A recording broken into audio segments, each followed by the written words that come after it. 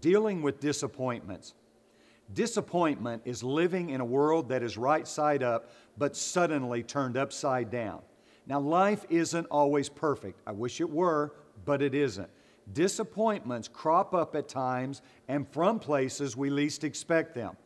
If it were not that way, it would not be considered a disappointment. The word disappointment means to fail to satisfy hopes or expectations we have. How many hopes or expectations have you had that never materialized?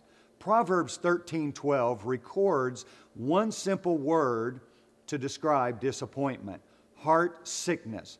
Heart sickness have symptoms that are very obvious to detect. Those symptoms are the absence of joy, the loss of motivation, a fear to anticipate better things to come, prolonged depression in varying degrees, distortional thinking, negative mental filters, refusing to see the positive, overwhelmed by a sense of frustration and defeat.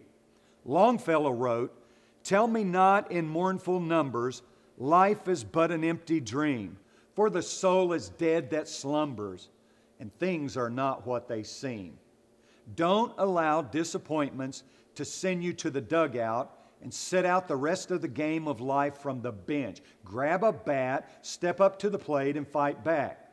Well, you say, how do I fight back from disappointments? Number one, first of all, remember that disappointments are only bumps in the road. Secondly, as difficult as they are, disappointments must not stump you completely. Number three, disappointments must not be allowed to turn you into an old grump. Abraham Lincoln was right when he said, "A man is about as happy as he makes up his mind to be." I've made up my mind to avoid the common pitfall of turning into an old grump. Disappointments will not make me a sour saint. I will adhere to the commandment of Philippians 4:4, which says, "Rejoice in the Lord always." And again I say it, rejoice.